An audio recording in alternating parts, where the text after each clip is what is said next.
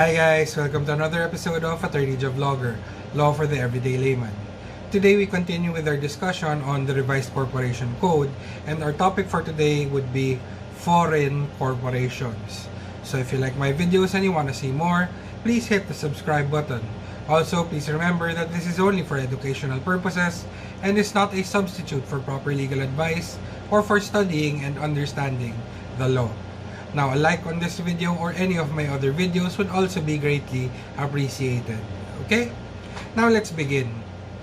A foreign corporation in the context of Philippine law is defined under Section 140 as one which is formed, organized, or existing under laws other than those of the Philippines, and, this is important, and whose laws allow Filipino citizens and corporations to do business in its own country or state. Okay? So as I discussed in the first episode of this series, and as can be seen from the definition of a foreign corporation, we follow the incorporation test, which states that the nationality of a corporation is determined by the state where the corporation is incorporated. In other words, a corporation organized under the laws of the Philippines is a domestic corporation with respect to the Philippines, and it is a foreign corporation with reference to other states.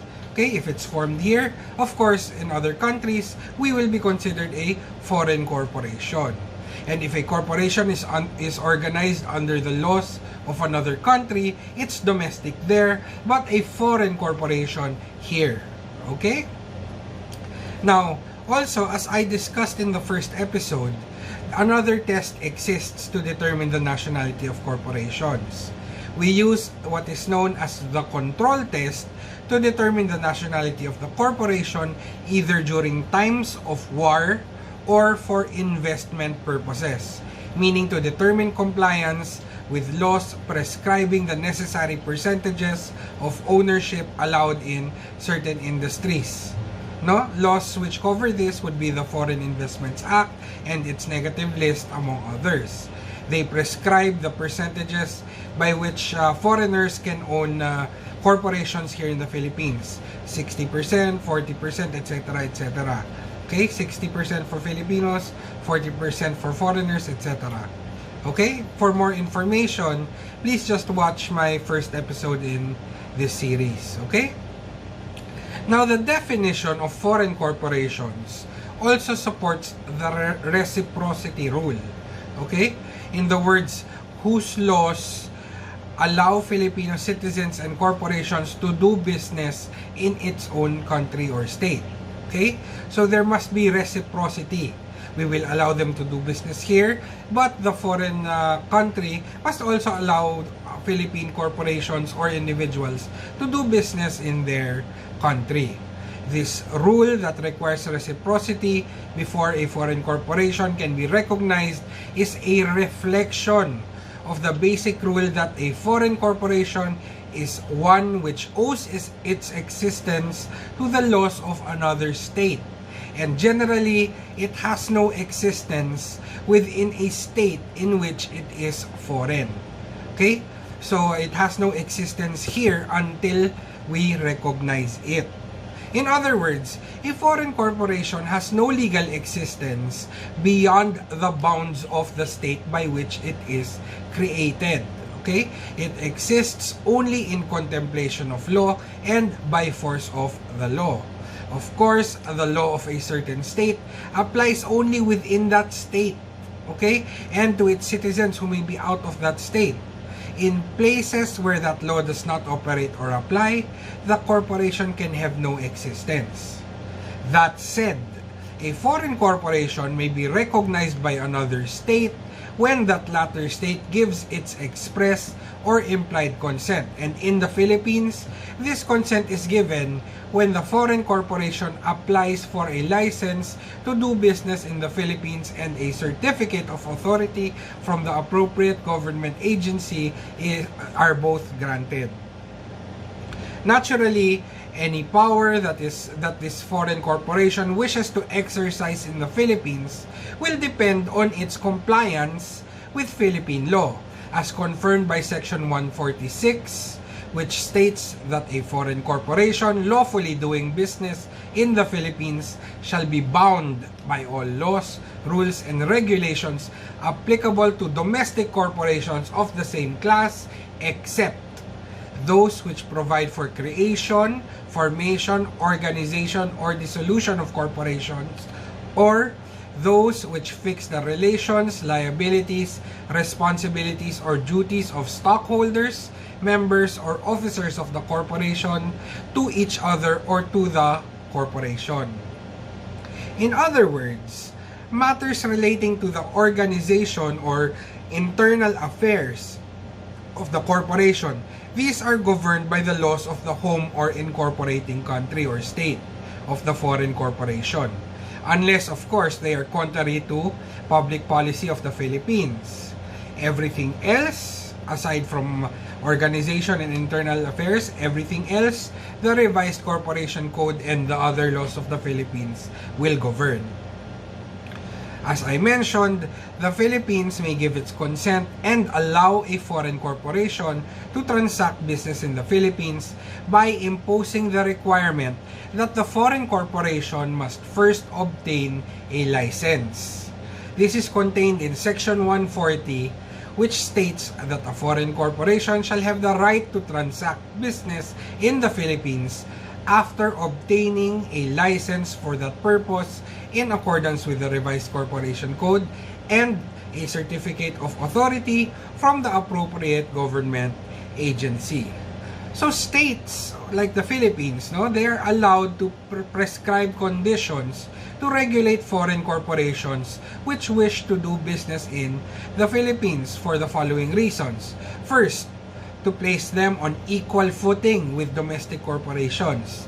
Second, to subject them to inspection so that their condition may be known. And third, to protect the residents of the Philippines by subjecting these foreign corporations to the jurisdiction of Philippine courts. It is very important to note that the procurement of a license to do business in the Philippines is not what gives the foreign corporation its separate juridical personality.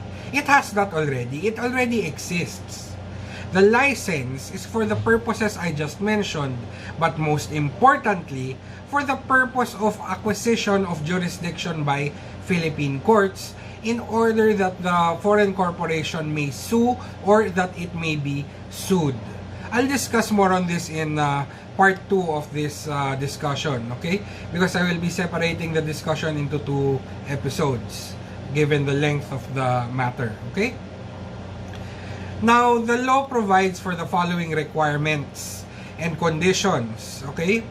Conditions precedent before the SEC may issue a license to transact business in the Philippines to the foreign corporation. First, the foreign corporation must submit a certified copy of their articles of incorporation and bylaws with a translation if necessary, and the application must be under oath. Second, the application must have attached to it the following documents. First, a certificate under oath executed by the authorized officials of the jurisdiction of incorporation attesting to the fact that the laws of the country or state of the applicant allow Philippine citizens and corporations to do business in that state or country, and that the applicant is an existing corporation in good standing, with the translation of that if necessary. Second attachment, a statement under oath of the president or any other person authorized by the corporation showing to the satisfaction of the SEC and, when appropriate, the other appropriate government agency, that the applicant is solvent and is in sound financial condition. It should set forth the assets and liabilities of the corporation as of the date not exceeding 1 year immediately prior to the filing of the application. Third attachment, a certificate of authority from the appropriate government agency or authority whenever required by law. Okay? And finally, under Section 144 and 145, a written power of attorney designating a resident agent on whom summons and other legal processes against the corporation may be served, as well as a written agreement or stipulation consenting that such service may be made upon the SEC if at any time the corporation ceases to do business in the Philippines or if it does not have a resident agent. Okay? I'll talk about that more in part 2. Now, Section 143 gives us the conditions subsequent. Earlier, I talked about the conditions precedent to the issuance of a license. Now, there are also conditions subsequent to the issuance of a license. So, if the SEC is satisfied that the foreign corporation has complied with the requirements of the laws, then the SEC will now issue a license authorizing the foreign corporation to transact business in the Philippines for the purpose or purposes specified in its articles.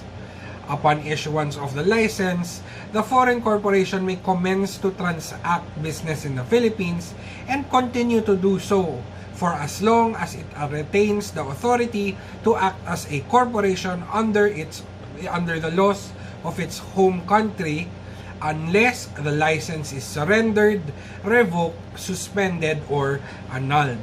Take note that the foreign corporation can only transact business for the purpose or purposes for which it is authorized under the license.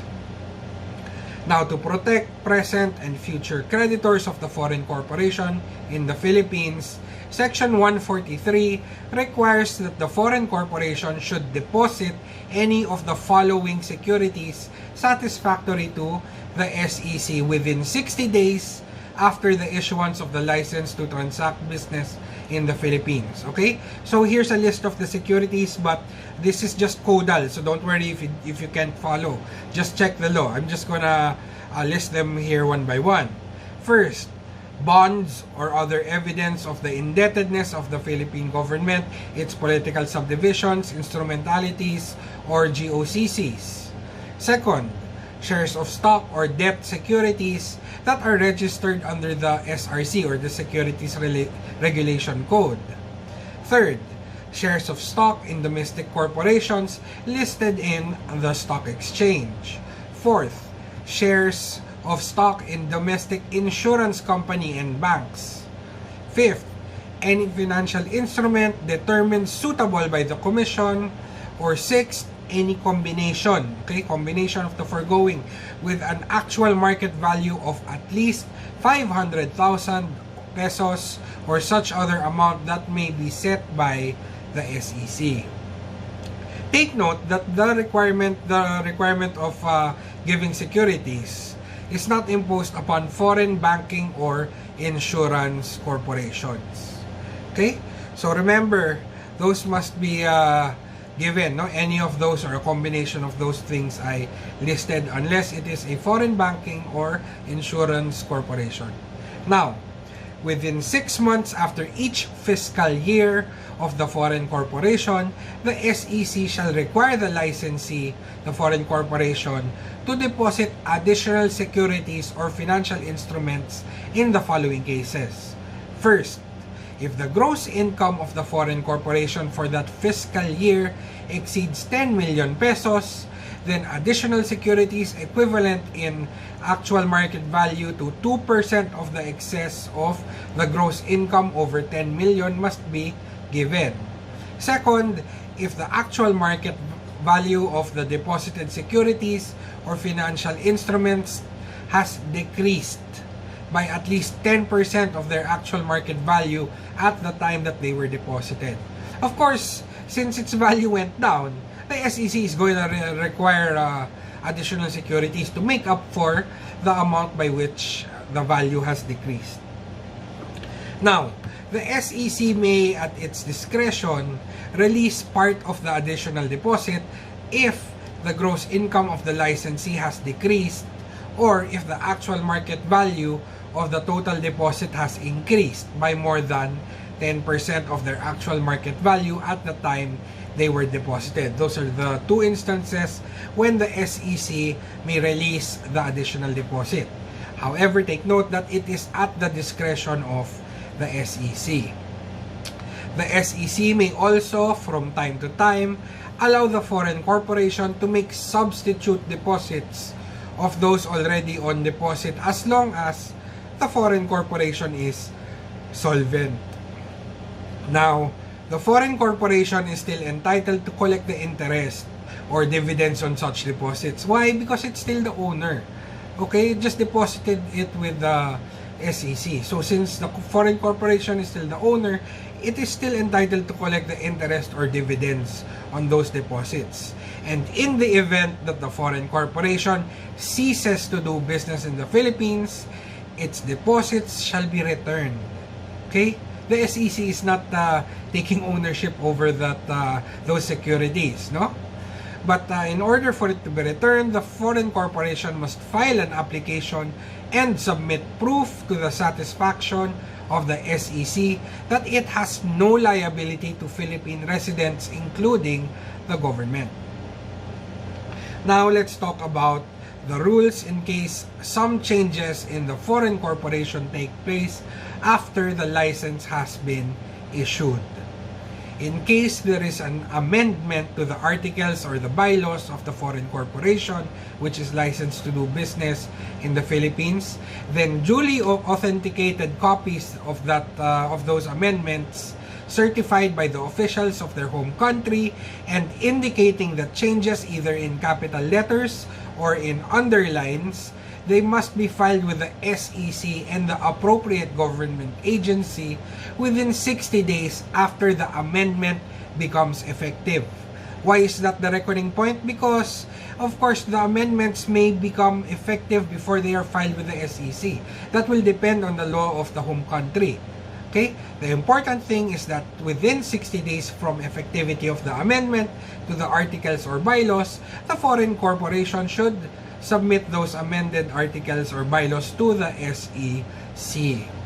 Take note that the amendment itself by itself will not enlarge or alter the purpose or purposes for which it is authorized to transact business in the Philippines. Okay? Cannot do that. It cannot enlarge the authorization as contained in the license by merely amending its articles. No. If it wants to engage in more purposes, it will have to obtain an amended license. So if the foreign corporation, which is licensed to transact business in the Philippines, changes its corporate name or desires to pursue other or additional purposes, then it must obtain an amended license by submitting an application therefore with the SEC and favorably endorsed by the appropriate government agency in the proper cases. Now, just because the foreign corporation has obtained a license to transact business in the Philippines, it does not have an absolute right to keep it forever. In other words, the SEC may revoke or suspend the license on any of the grounds contained in Section 151. And while this is codal, you can just check it in the law. I'll run through them one by one, okay? First, failure to file its annual report or to pay any fees as required by law. Second, failure to appoint and maintain a resident agent in the Philippines. Third, in case of a change of its resident agent or the address, failure to submit to the SEC a statement of such change. Fourth ground, failure to submit to the SEC an authenticated copy of any amendment to the articles or bylaws or any articles of merger or consolidation within the time prescribed by law. Fifth, a misrepresentation of any material matter in any application, report, affidavit, or other document submitted by the foreign corporation under the provisions of foreign corporations in the Revised Corporation Code. Okay? Next, failure to pay any and all taxes, imposts, assessments, or penalties, if any, which is lawfully due to the government. Seventh ground, transacting business in the Philippines outside of the purpose or purposes for which such corporation is authorized under its license. Eighth ground, transacting business in the Philippines as agent of or acting on behalf of any foreign corporation or entity which is not duly licensed to do business in the Philippines, or any other ground as would render it unfit to transact business in the Philippines. Now, these grounds are not exclusive, as there may be additional grounds provided for in special laws. Upon the revocation of the license to transact business in the Philippines, the SEC shall issue a corresponding certificate of revocation, and the SEC will furnish a copy of such certificate to the appropriate government agency in the proper cases, and it will mail the notice and copy of the certificate of revocation to the foreign corporation at its registered office in the Philippines. Take note that the revocation of license cannot affect the validity of contracts entered into by the foreign corporation before the revocation, nor its right to maintain an action to enforce those contracts. Okay? As long as the contract was entered into before the license was revoked, then that will still be valid if it is valid under the laws of Obligón, etc. Okay? Finally, the last topic for this part 1 of the discussion on foreign corporations would be on merger and consolidation. First, the law allows a foreign corporation to merge or consolidate with a domestic corporation, provided that first, the laws of the home country and the laws of the Philippines allow the foreign corporation to merge or consolidate with the domestic corporation. And second, the Philippine law on merger and consolidations must be followed. Okay, to learn more about merger and consolidation, please just watch my episode on that topic. Okay, I have an episode on that. Now, a foreign corporation may also merge or consolidate with another foreign corporation. What I mentioned earlier was merger between a foreign corporation and a domestic corporation. Now, if the foreign corporation will merge or consolidate with another foreign corporation, then, of course, it must follow the laws of its home country. And the additional requirement under the Revised Corporation Code is that it must file a copy of the articles of merger or consolidation with the SEC and the appropriate government agency within 60 days after the effectivity of the merger or consolidation. But take note, if the foreign corporation which is licensed to do business here is the absorbed corporation, it's the one being absorbed, no, in the case of consolidation, then it must file a petition for withdrawal of its license. And under Section 153, subject to existing laws and regulations, a foreign corporation licensed to transact business in the Philippines may be allowed to withdraw from the Philippines. How? By filing a petition for withdrawal of license. Now, to ascertain that the foreign corporation has no outstanding liabilities to residents in the Philippines, the SEC will make an examination and inspection of its books and records. No certificate of withdrawal will be issued by the SEC unless the following requirements are met. First, all claims which have accrued in the Philippines have been paid, compromised, or settled. All taxes, imposts, assessments, and penalties, if any, have been paid, no? And the petition for withdrawal of license has been published once a week for 3 consecutive weeks in a newspaper of general circulation in the Philippines. Take note that nothing in the law should be interpreted to permit a foreign corporation to escape the results of a pending case against it by the mere expedient of withdrawing from the Philippines, no? It cannot, let's say there's a case against a foreign corporation and it does not want to be bound because they can see that they will lose. They cannot just withdraw, no? They will still be bound by that the decision in that case, okay? So that's it for part 1 on the discussion of foreign corporations. Please just wait for my discussion on part 2 of foreign corporations, because that's the more important discussion, no? A discussion on doing business and the acquisition of jurisdiction, etc. Okay? So I hope you may have picked up a thing or two, and I hope to see you next time, guys. See you soon. Bye.